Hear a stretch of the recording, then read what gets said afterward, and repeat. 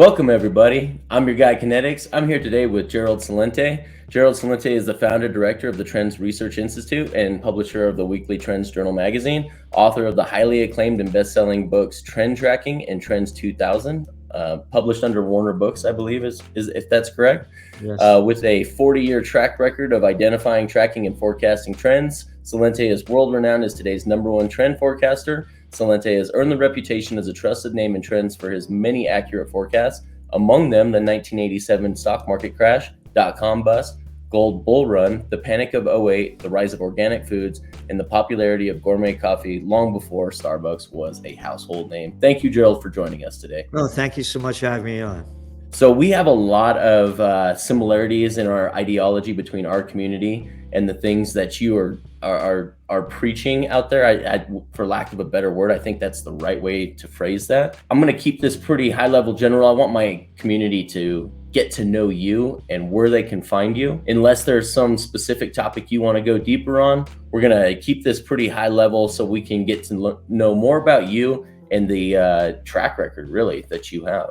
Well, I began my career at a graduate school. I started working on political campaigns. I didn't want to work at all. And my mother passed away, may she rest in peace. And I was a bartender down in New York City. I had to go back to Yonkers where my two little sisters were to take care of them. So what the hell am I going to do? I didn't want to go to work. So I ended up, this guy was running for mayor of Yonkers. His name was Angelo Martinelli. I said, let me see what this is all about. Let me see what these campaigns are about. So I got involved in that. And it was, holy gee, this stuff is easy. The way I was a kid, I worked all my life. I got to the top right away. And I was working on major campaigns in Westchester County, the richest county in America. District attorney, state senators, and they sent me up to Albany. I was the assistant to the secretary of the New York State Senate at 26 years old. And I got to see firsthand what the whole thing is about. When you're a young guy, you're waiting in the back of the chamber. We hire a clown, some stupid slob to open the door. Senator Frank Smith, Senator Tom Duke. What, the guys can't open the door by themselves? What is this stuff? And I'd be talking with my buddies in the back of the chamber. And as soon as the senator would walk in, they'd follow him to his chair. They'd pull out the chair and help him sit down. He'd come back. I say, hey, man, what's the matter? Cat can't sit down by himself. He needs some help. Gerald, you have that kind of an attitude. You're not going to make it here. I said, man, that's not the way I grew up. Yeah. My mother, may she rest in peace, when I was a little kid, and I didn't know what the word meant, and a situation happened. She'd say, I hate cowards. And I remember, I'm not going to cower this stuff. I'm not going to. I ended up teaching. I designed and instructed the nation's first course in how to run political campaigns. It was called, I forgot the name of it. I taught it at St. John's University, American Politics and Campaign Technology. So I answered an ad in the papers. They used to have the big New York Times on Sundays. They used to run all the job ads. And I got a job. I became the #2 guy running a major trade association. In 1975, I was staying at the Willard Hotel and putting on meetings with the Hay Adams. I was killing environmental legislation at the height of the environmental movement. Huh. I was a young guy. All I wanted to do was make money and have a good time, And I started to grow up. I have a photograph. I picked up Ronald Reagan at the Chicago Hilton. I'm 30 years old, the #2 guy right now running a trade association. Him and Mike Deaver, we got in a taxi cab. I put on a brunch for him and 16 of our board of directors. And I was with him for an hour and a half. He was the major speaker 2 days before he's announcing he's running against Jerry Ford. I've been with presidents, prime ministers, and princes. I know what the deal looks like. It's a freak show. How anybody with a brain bigger than a pea could look up to these low-life pieces of scum and crap, murderous, lying little boys and girls who've been sucking off the public tick their whole year and can never get a job in the real world. These are the people I hated in high school and college that wanted to be class president and head of the student council and kept it going. They're nobodies. Mm-hmm. And the whole bureaucratic system, these are the dumbest people you could find. And what they do is they know how to suck into the system. They bow down and they take it. They get the jobs. And then they become the most arrogant, the dumbest people that can't get a job in the real world become the bureaucrats, or as I call them, bureaucrats. What a poor amalgamation of character traits to be the people that we look up to as the leaders of our country. Not only the leaders of your country, your mayor, your senator, your governor. Hey, I got it. Roll out the red carpet when the president and all you guys in your military drag salute. All right? What a freak show it is. How can anybody look up to a Pelosi, a McConnell, a little Lindsey Graham, a little fat-mouthed little clown, couldn't fight his way out of a paper bag, but boy, does he love war. Yeah. Oh, little bullshit Biden. You should see the tapes of Biden year after year, the Yugoslav war. Oh, bomb the hell out of them. That's okay. Oh, a little Georgie Bush, kill as many Russians as you can, troops. Look at these clowns. And these guys, little fat-mouthed Biden, he's about 4 years older than me. Both prime draft age in Vietnam War. He got 3 deferments. 3 deferments. I didn't even realize that. 3 deferments. Then he got, he got a 1Y. Then, he did everything he could to beat the draft. All of these guys and girls, you want to go fight? Put on your uniform and get the hell out of here. Go fight. Leave me out of your fight. And I'm a fighter. Yeah. I'm a close combat. For many years, black belt, had my own school. If somebody tries to attack me, if somebody tries to kill me, I'll kill them. I'll attack the attacker. But I mind my own business, man. Don't want to get in a fight. You and I are very similar in that regard. So I've spent a lot of years training hand-to-hand in picking gold nuggets from a lot of different martial art varieties. And it's something that I've got a big passion for. So I did not know that about you, doing all my research coming into this interview. That's great to hear. And I love your philosophy behind that. I'll mind my own until I have to attack the attacker. I really like that. We have articles in the Trends Journal every week by Bradley Steiner. He just passed away. He was the top close combat guy in America. Yep. And my teacher learned from him. Bradley Steiner, he loved what I was doing. So I'm a fighter. But I'm an American. I'm a believer in men like George Washington. Oh yeah, crossed the Delaware, was fighting. Oh, that kind of guy. Not like these little boys that couldn't fight their way out of a paper bag. And what's his farewell address? No foreign entanglements. And he warns us the most about not getting involved in European ones. Mm-hmm. Oh, what the hell? Am I happy that Russia invaded Ukraine? No. Do I know why? Yes. Been writing about it since the Americans overthrew the democratically elected government of Viktor Yanukovych in 2014. Because broke away from the deal with the EU and the IMF, because Ukraine's been busted ever since they broke the Soviet Union collapsed, needed dough, and Putin gave them a better deal. How dare you? And that was the overthrow. Oh, and then NATO not moving, quote, not 1 inch further, the deal made between Gorbachev and Reagan and Gorbachev and Bush Sr., and the facts are there. Oh, and there were 16 NATO countries, and now there are 30.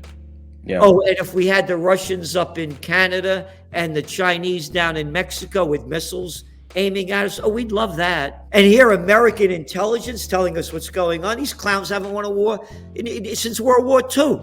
Yeah. Oh, they bombed the hell out of Iraq. Oh, that's okay. The media covers every day. They cover, somebody was killed in Ukraine. You didn't cover this in Iraq. You didn't cover the 20-year war in Afghanistan day after day after day after day. Yep. Well, I really appreciate you telling us how you really feel. I actually admire that, because then I know exactly where we stand with you. There's no political posturing with your words. And so we know exactly how you feel. And I really like that you're willing to be bluntly honest with us. So thank you, sir, for that. Well, it's not about me being bluntly honest with you. It's about being bluntly honest with myself. I like that. They say that critical care nurses say the greatest sadness of a dying person is they didn't become who they wanted to be. And to me, you know, hell is taking that last breath and knowing you weren't who you are or could have been. And again, I pull a lot of crap in my life, just to make it clear, you know. You grow up and you learn stuff. Yeah, none of us are perfect. The problem with us like, humans, you know, is we're human. I was perfect. You know, I was killing environmental legislation, okay? Because I wanted the money. Fair enough. But I wouldn't know what I'd know if I wasn't on the other side. Yep. And what people have to understand, this is not a government, it's a crime syndicate. They're murderers and thieves. Just this morning, I'm cleaning out some stuff, and I found what I wrote. When they too big to fail. Too big to fail? Too big to fail, bailing out the banks for destroying the system when they had the subprime mortgages and the derivatives, and now they're too big to fail? They're thieves and they're murderers. What's your favorite war? You know, that guy Saddam Hussein has weapons of mass destruction and ties to Al-Qaeda. Oh, yeah, right. We're going to get that guy Osama bin Laden dead or alive, and we're going to invade Afghanistan. Here we go. Nobel Peace of Crap Prize winner, Barack Obama. Yeah, that crazy kids that are killing people. What makes them any different than the president of the United States saying about the leader of Libya, Muammar Gaddafi, Gaddafi has to go? What is it any different than the president of the United States, the Nobel Peace of Crap Prize winner, Barack Obama, Assad has to go, the president of Syria. Assad has to, Assad has to go. Gaddafi has to go. Go kill him. Oh, Hillary Clinton. You saw the video of her after in the interview, it says, how did you feel when they found out that Muammar Gaddafi was killed? She goes, we came, we saw, he died. All right? All right? These are the people, they're murderers. They're murderers. What is different than Obama saying Assad or Gaddafi or Hussein has to go? Just like they're saying now Putin has to go. What makes them any different than the crazy little bastard that killed these people? And again, when I was a young guy, go buy a gun anywhere. I had a Beretta. People weren't killing people. Oh, it couldn't be those violent video games. No. Couldn't be that violent Hollywood, superhero action movie. No, that couldn't do it. How about banning them? Yeah. Don't ban guns if it, we're going to send it's about $50 billion worth of lethal weapons, murderous weapons to Ukraine to go kill, but you can't have a gun. The irony, isn't it? The irony is strong with these ones. It's not irony. These are mentally ill people. That's actually what the next point I was going to make is I think we've got more of a mental issue than we do anything with the way the laws are written or how they're enforced. Because to me, when I read the Second Amendment, I see your right to bear arms shall not be infringed. So to me, any kind of gun law tells me, hey, wait a second. The whole point of the Second Amendment was for the armed civil militia to be able to have the same weapons as its tyrannical government in case it ever needed to stand against its tyrannical government. Not limiting how many in the tube you're allowed to carry for your hunting rifle so you can go hunting. Yeah. So the irony there, which it's obviously it's a concerted effort to just take away the ability for the civil militia to be able to fight back against its own tyrannical government. It's quite obvious. Yep. I mean, we're literally supplying, like you said, countries with military grade wepery, but yet we're not even allowed to have semi-autos in some states. No, what are your thoughts on that? Again, look at Switzerland. Everybody has guns. Mm-hmm. That's why they haven't been invaded. 100%. Everybody has guns. Well, that's the reason the Japanese didn't invade us in World War II.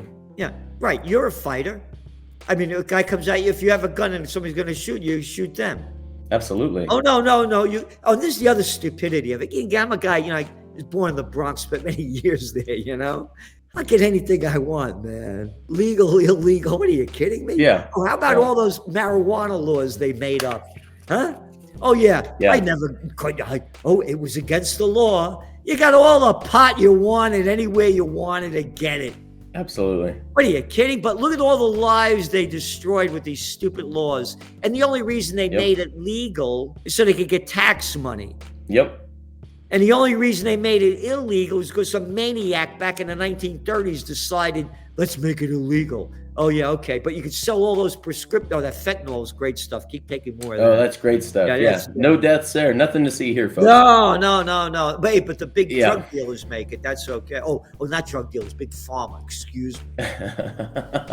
Well, you and I see very much eye to eye with these, with the topics that we've just discussed. And I didn't expect it to go there. So this is pretty cool that you were able to go forward with this line of thinking. So I'd like to circle back maybe later to some of these things, because I think that's great. But I still want my community to get to know you a little bit better, and not just your philosophies and ideology. But I'm really interested in understanding this globalnomic methodology to identify, track, forecast, and manage trends as a political atheist. Can you tell me more about that?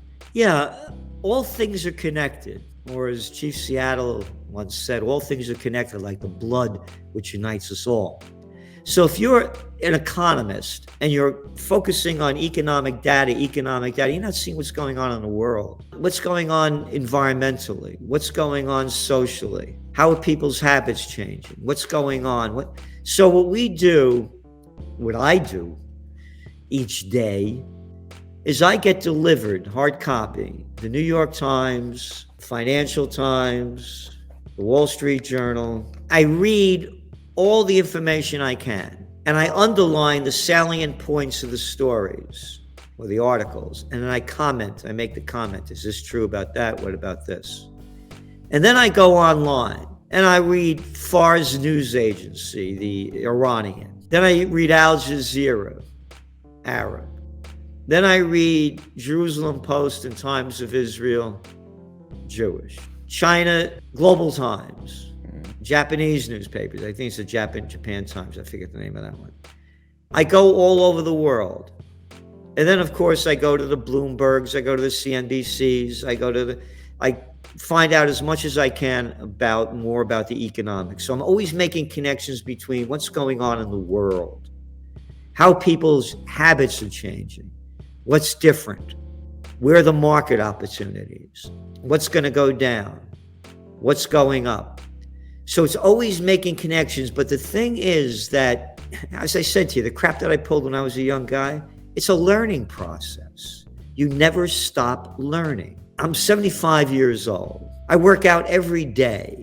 I take Sundays off, day of rest. Yes, absolutely. And one of my sayings is, the older you get, the more you have to do. I don't want to end up as an inmate in a nursing home. An inmate, it's a great way to put that. And so going back to trend forecasting, it's continual. You have no idea the amount of work I do, how much I read. The magazine is on average, it's about 160 pages a week, no ads. Yeah.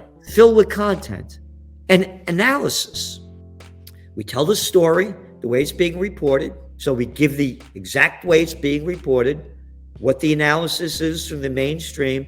And then we tell, this is our trend post, how we see it, and this is our trend forecast, where you see it going. So the motto of the Trends Journal, again, and I'm only me because of where I came from, my parents and ancestors.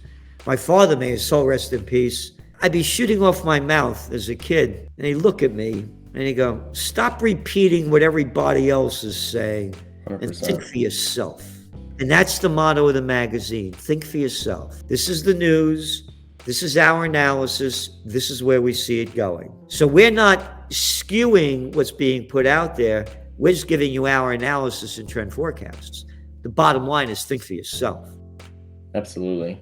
I think more parents need to do that with their kids these days. They're allowing the Communist Manifesto to be taught to these school children, and they don't call it as much because I think there'd be an outrage if they did. But if you look at what they're teaching kids in public school, it is straight out of the Communist Manifesto. And talk about not thinking for it's all indoctrination. So it's always been like that. yeah. Oh, absolutely. 100%. And it's not a public school, it's a government school. Yes. Great way to put that, because that is true 100%. When there is money coming from a government entity to fund these schools, you can imagine that there's going to be a political sway or a propaganda that comes attached with those dollar amounts. And it's funny because it's usually those teachers unions that actually dictate where that goes. They've become their own crime syndicate themselves, in my opinion. Yeah, and there should be no unions. No government workers should be under a union. We're paying them. Yep, 100%. And that's Kennedy. That happened under his administration. He wanted to get votes. Yeah. And again, I hated every day of school. I ran away from kindergarten at 4.5 years old and crossed the Boston Post Road in the Bronx, which was the major artery before they built the highways. They took me out of school because they knew I'd be dead. I was the youngest of 5. And then my mother had what they called change your life kids later on. It was my 2 little sisters. But anyway, they used to tie me to the crib with nylon stockings because I'd be out the window. And now if I was born today, they'd have me on drugs. And they'd be condemning my parents for what they did. Yep. You're tying your son to the... Yeah, he'll be dead. Yeah. You know, my mother got 4 other kids all over them. I'm not watching just me. But I got left back in the 5th grade. I barely got out of high school. And the only reason I went to college was to beat the draft, the Vietnam War. And I was too stupid to be against the war. I believed it. I voted for Richard Nixon. I believed the war. I believed the propaganda. I just watching these pictures, guys walking up to water this deep with a gun over their head and about 50 pounds on their back getting shot at. I didn't want to go do that. Yeah. You know, being honest about it. Yeah. You know, but I hated every day of school. I hated every day of school. And so I learned on my own. And that's, you know, and that's the whole system of trend forecasting. We don't tell people what to think, what to do. We just show you this is how we do it. Now it's up to you to do what you want. Yeah, I mean, yeah, this is, I'm just reading, you know, some stuff. This goes to one of my writers, got his name on there. You see all the notes I have on this thing. Yeah. I send all this stuff to writers. They scan them, send it out to the writers, and the writers write the articles, and I put all the trend forecasts and the trend posts in. So it's a ton of work, but we're giving everything that we have to give them the best we have. You're in a fight. All right, I'll never forget my father when I was a kid. And I was a small kid, so I learned how to fight right away. Mm-hmm. Because, you know, again, in the Bronx, you know, they bully, you know, I was the toughest kid when we moved to Yonkers. Nobody could touch me.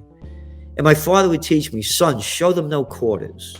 So in other words, when you're in a fight, and you learn this when you're in close combat, everything else, you got the guy on the ground, man. And he says, I had enough, let me get up. You don't let him get up. You finish him off so he can't move. Because if he gets up, he's going to take you out. Mm-hmm. I'm mentioning this because now I'm going to go to the economy. All things are connected. Go back to 9/11. I had written USA Today, when it was a big newspaper, used to do my top trends every year. December 2000, the headline read, 2001 won't be our year, Trendseer says. Americans wouldn't be safe at home or abroad, and that a crisis was coming up. People forget all the murders that Bill Clinton committed when he was president, plus the Yugoslav war. Madeleine Albright, well, as I say, not all that bright. And I could tell you a whole other story when her and I was two keynote speakers on the QE2. That's a whole nother story. I won't tell that one now. But anyway, you could see her with Leslie Stahl on 60 Minutes Leslie Stahl asks Madeleine Albright, is the death of 500,000 Iraqi children under the age of 5 worth the sanctions that Bill Clinton is doing? And Madeleine Albright said, yes, it is. As we used to say in the Bronx, payback's a bitch. So I thought something was going to happen. So 9/11 happens. They say the planes are going down the Hudson River. I know the area inside out. There's the Indian Point nuclear power plant. And I'm going back to show them no quarters. You're in the fight, you fight to the end. I said, if they hit this nuclear power plant, Indian Point, there's going to be chaos like you've never seen. The first thing I did after I called my girlfriend up and told her to get her money out of the bank is I had certificates of deposit. You used to get interest rates back then on your money. Yeah, I'd love to talk more about that here in the future or later on in the conversation, but we'll circle back to that. So I was getting, you get nice interest rates with CDs. So I call up, I say, I want the money transferred to my Rhinebeck bank. I had my guns, gold, and a getaway plan. You prepare for the worst. In times of crisis, you prepare for the worst. If the worst doesn't happen and you're prepared for it, you lost nothing. Mm-hmm. If you're not prepared, you could lose everything. So I'm sorry, Mr. Celente, we can't close out the account and transfer the money. So why not? Wall Street is closed and certificates of deposit are traded on Wall Street. Now, let's go to the present. Okay. Why would anybody keep a lot of money in a bank when they're giving you nothing for it and making money off your money? Now we're having this interview and you say, Gerald, I'm sorry, I have to, we just heard that Wall Street's been attacked. Ladies and gentlemen, we're closing down the banking system. The banking system's been hacked by the Russians, or whatever we want to make up. You can't get your money down. I'm just saying now, the conditions that are going on. I always say, people call me a futurist. I'm not a futurist. Nobody can predict the future. There are too many wild cards. Got the Ukraine war. How about that one? Couldn't see this coming. Could have seen it coming several months ago, but not a year ago. So there are too many wild cards. And right now, considering where the markets are, what's going on, the inflation, as I call it, it's not stagflation, it's dragflation. It's not going to be stagnant. It's going to drag down the economy. Inflation is going to go up. I'm suggesting to people, and again, the motto is think for yourself, prepare for the worst. 100%. So I'm curious, I was going to save this for later, but I think this is a great segue naturally and organically into what our community is all about. Is not just gun, liberty, and freedom, and for guys like myself, God as well is in that mix, but we believe in true peer-to-peer currencies because our magic made-up internet money is better than the government's magic made-up internet money because they can't shut our money down, but they can through the banking system. As you said, the banks shut down. They use some kind of excuse like Wall Street has been attacked, or they know that there's going to be some kind of run on the banks if they allowed it, so they're going to shut it down preemptively. We believe in cryptocurrencies for the reason that we can transact as long as there's an internet connection. And in some cases, all you need is an RF frequency with certain blockchains and certain technologies out there. And to be able to transact amongst each other. Now, I'm not saying there's not a place for gold and silver and precious metals like lead. Lead is actually my most, probably the one I have the most of the three, because I do believe those are great insurance products. As far as I'm an insurance agent, still licensed, still own an agency, and I understand risk mitigation and risk pooling. I think of those as not investments, but as an insurance product, that something to fall back on if you need to. But in the meantime, if I can continue to create without having to use a barter system, I can create commerce between and trade goods and services for digital currencies with me and my friends. We're big fans of that. You even talked about the CDs used to pay a fair interest rate. There's one particular cryptocurrency that our community is very much about. It's called Hex at hex.com. And it is actually a CD on the blockchain. So for holding it's a better Bitcoin.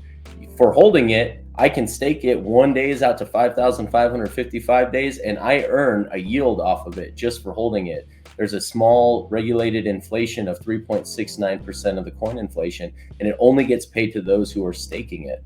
So I'm closest to the inflation. So inflation is a good thing for me in this system. Since most of the coin supply is locked up, we're getting not only some great yield on we don't call it interest because we have some financial products being released right now that we want to keep that out of the ire of the SEC. And we consider it fruit of the orchard, so to speak. So we don't call it interest, but with the amount of the coin being staked the way that it is and being locked up, the price appreciation on the USD side is absolutely amazing, especially with inflation being what it is right now. So I'd like to know what your thoughts are, because obviously as a trends researcher, you have to know that there's a future place in this new digital economy for peer-to-peer digital currencies. What are your thoughts on all of that? Well, I agree with everything that you're saying. And again, it's a new world. You go back to the 1800s. I mean, they didn't have cars and airplanes. They have to. The 1900s it started to happen. Didn't even have a standard U.S. dollar back then. But I'm saying how technology has changed. It's a different world. It is one of our top trends for 2022. Metaverse, meta world. It's a meta world. There's no question about it. And it's going to continue to go into that way. And so there's going to be definitely a place for digital, and definitely a place as people do more and more to break away from globalization. And so there's definitely a market for this. Again, the biggest threat that I see is the government. And they will do everything they can to stop competition. Yep. They're talking at Davos about a digital currency. And our concern is, well, number one, when they go digital, they're going to go, there's no question about it. Yeah, no question. Because then they know every penny you spent, where you spent it, how you spent it. So these low-life politicians who never work a day in their life and just suck off the public tit could keep getting money. So they know where you spent it, how you spent it, so they get their tax money. Yeah. So they're going to be doing it. And now, not just that, but I fear that we're going to move to a social credit score like the Chinese do, where you speak out against it. You, my friend, might have a giant target on your back if we go digital and they say, I'm sorry, you're no longer allowed to spend your currency that you have earned. You can no longer buy food. Oh yeah. Oh yeah. And to me, that speaks of a dying tyranny trying to grasp the last little bit of power straws that they can before they die into obscurity, before it's civilian population decides to rise against it. And hopefully that's not a bloody confrontation. Hopefully there is an actual liberty movement within that is less bloody than the Civil War. Let's put it that way. Well, it can be done very easily if the people unite and without violence. And I give the example of the Berlin Wall coming down. People went to the wall and they didn't leave. More people came, they didn't leave. More people, day after day, night after night, day after day. You don't do it one day and go home. And they had in 2020, the Indian farmers took to the streets because they were going to pass a law that would have put the small farmers out of business. Day after day, night after night, week after week for over a year, they took to the streets. They didn't leave. They won. People have to know that we have to unite in peace. That's the only victory, not a war in fighting. And it can easily be done. But going back to the cryptos, the government is not going to want any competition at all. And what you said about if you don't like it, you can't do anything. Excuse me. One of our covers was for the Trends Journal, the Chinese way you must obey. Let's go back to the COVID war. It began on Chinese Lunar New Year 2020, the year of the rat. All of a sudden, they locked down Yuan. I used to be on Hong Kong TV continually when all the protests were going on in 2019. And they take a break and they say, listen, what's going on? Mr. Celente, we're not stopping. We're not going to let the Chinese take over. 7.5 million people in Hong Kong. 1 million were taking to the streets. 1 million. America, 332 million. You can't get 1 million out. They locked down Yuan. They locked down Hong Kong. They won. Who would have ever believed? They're locking down cities. Could you imagine this? I'm the governor of New York. I'm little Andy Cuomo. I'm an arrogant little daddy's boy born on third base and thought I hit a home run. My daddy was Mario Cuomo. We're renaming the Tappan Zee Bridge after my daddy. And I'm locking down New York. We're going to flatten the curve one after another. Witless Whitmer over there in Michigan. That arrogant little Newsom, Gavin Newsom over there in California. One after another, all around the world. I'm in charge. You're just a piece of crap. You do what I tell you to do. The Chinese way has hit America. Amerika. It's happened already. They will rob every penny that they could steal from us. They will do anything they can. Again, you see a crazy person walking down the street, you know they're out of their mind. The politicians are as lunatics as they are, but they know how to do it better, like Obama. Folks, he was always folking us. Folks, he was proper. Celente, why you get angry? You should be like Obama and speak politely. This way they'll swallow your crap and believe you. They're mentally ill people. They will steal every penny from us. So the more people that unite and trade among each other, the stronger we become. Again, talking about taxes, that other murderers may rot in hell. Woodrow Wilson. He was the guy that gave us federal taxes. Yep. Into World War I and gave us the Federal Reserve System. What a president, huh? Yeah, right. 100%. Yeah, up until that time, a lot of people don't realize a lot of people don't do their research, don't do their homework. But up until that time, we never had a federal income tax. No. It was unconstitutional, and there's still proof that it's unconstitutional. Yes, and we could end it, but the people have to unite. Yeah. And again, I was going to have I launched Occupy Peace. I also launched the Universal Church of Freedom, Peace, and Justice. And we're going to have I have rallies here. I have all the time. You can't get it in. I'd love to know more about that. So I'm going to put that in the description, the freedompeacejustice.com, the trendsresearch.com for people to find you, and then occupypeace.com. Can you tell me more about the Occupy Peace? Oh, yeah. I launched it in 2014, and I had Ralph Nader, Cindy Sheehan, whose son got killed in Iraq, that was outspoken, Dr. Paul Craig Roberts, Gary Null, Robert Thurman, and I closed down the streets over here in Kingston. I own 3 pre-Revolutionary War stone buildings on the most historic 4 corners of America. I was going to ask you about that. Yeah. The other's a museum. I own the other 3. One is 1774, 1763, and 1750. And the museum is 1681. It's the only place in America with pre-Revolutionary War stone buildings on each corner. Right over there, I could see it. I could probably throw a rock and hit it, is the courthouse. Kingston was the first capital of New York State. The Constitution that was written for Kingston, for New York State, that was written here, over 70% of America's Constitution comes from it. And John Jay, the Supreme Court judge, was a judge over here.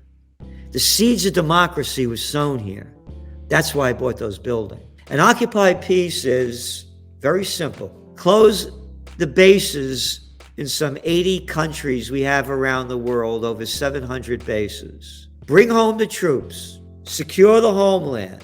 Put the troops to work rebuilding our rotted infrastructure, our third world infrastructure. Everywhere I drive in New York, potholes on top of potholes. Bridges are rotting. A work progress administration like they did during the Great Depression. Give these people skills that they could use when they get out of the military. Number 3, you want to go to war? Let the people vote. Yeah, that's pretty simple. I mean, it's pretty intuitive that's the way it should have been from the start anyway. So direct, I don't want to say direct democracy, because democracy, I worry about democracy in a way that it really is 2 wolves and a sheep trying to decide what they're having for dinner. But what would your suggestion be? Because sometimes the media can sway so many people, and if they have a propaganda to it and they're not objective, then the people aren't getting the actual information they need, and they're voting incorrectly or poorly. What is your solution for that? Yeah, it's tough, but one is definitely term limits. Yeah. I mean, what are these guys? What are you kidding me? Stop with this crap. Yeah. You said these old movies, Mr. Smith went to Washington. Yeah, they went home. That's the number one. And I am a believer in, to some extent, with direct democracy. But again, it's so easy to propagandize the people. Look, more people care about, these are the facts. The polls came out. They know more about what's going on with this Johnny Depp and this Amber I never heard of before, Amber Heard. I could give a shit what they hate. Well, what do I care? Why am I hearing this stuff? Why am I hearing this? More people are watching that than they know what's going on with abortion, what's going on with the wars, what's going on with anything. Again, they're very easily propagandized. So we need to meet again, but with war, we're the ones that go fight, not the senator's son. Yeah. And so that's part of Occupy Peace. I like that. Let Big the people. fan.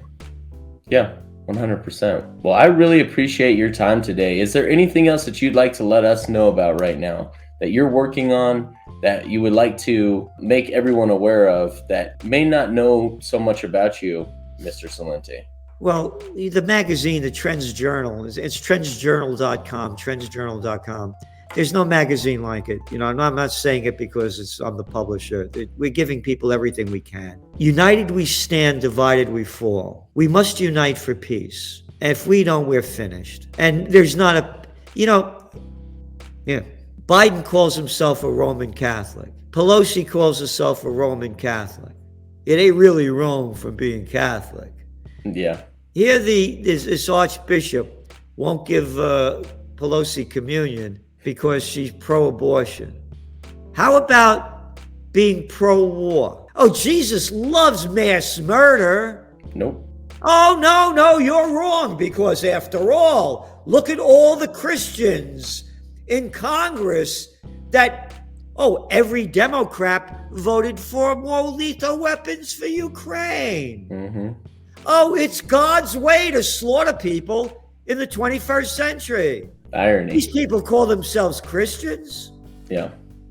Again, with the Universal Church of Freedom, Peace, and Justice. Yeah, think about this. I got the domain name freedompeacejustice.com in 2021. That shows you how far that thought is from the mental and spiritual feeling of the people of the country. That thing should have been taken in 1994. There's something to be said in looking at the trends of our population by what domains are taken. I think that's a brilliant point. I've never really thought about it until you just mentioned that right now. I couldn't believe I got it. Freedom, Peace, Justice? Yeah. And again, we also provide religious vaccine exemptions that have been great. They've really helped people. And again, we did a lot of research, hired top constitutional lawyer to do it. We put a lot of work into it. It's the only reason why, if a organization, a business, if they accept religious vaccine exemptions, there's no reason they can't deny this one. Fantastic. That's a great resource. Thank you so much for letting us know about that. Thank you so much for your time today, sir. This has been great. I think we're probably going to be reaching out to you about a follow-up because there's so much that we covered and so much we didn't cover.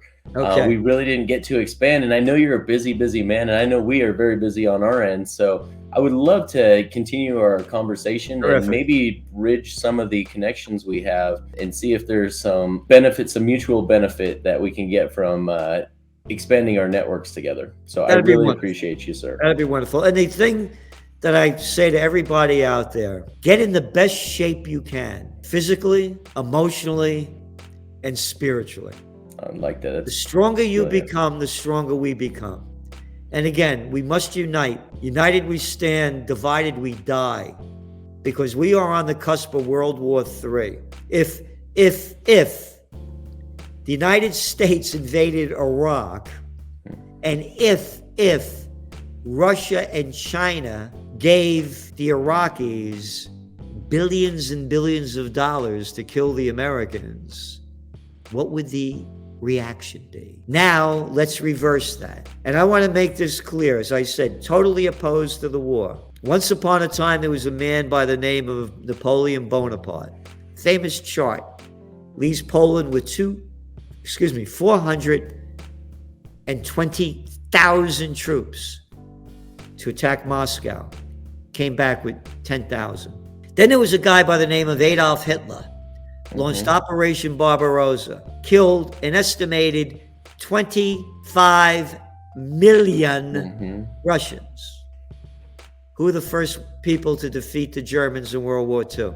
On the Eastern Front, the Russians, yeah. That's right. All this is going to do, they should have been talking about peace. They should have come up with a program. Again, they were in violation of the Minsk agreement that was signed after the overthrow, Ukraine was, after the overthrow of Yanukovych in 2014. The Ukrainians have killed over 15,000 of the Russians in the Donbass region that refused to become part of Ukraine. So they should have gone for peace, because they're going to lose now. Everything, so much has been destroyed. It's not going to come back. You don't bring back a building that was built, 150 years ago. Yep. Just look at Berlin. Yep. And anyway, so we need peace. And so please, everybody, think of how we could unite for peace. And if you have some great bands that want to come to Kingston this summer to play, that play that straight ahead stuff, not that one bad rap. I'll see you, man. Take it easy. I appreciate it. Thank you.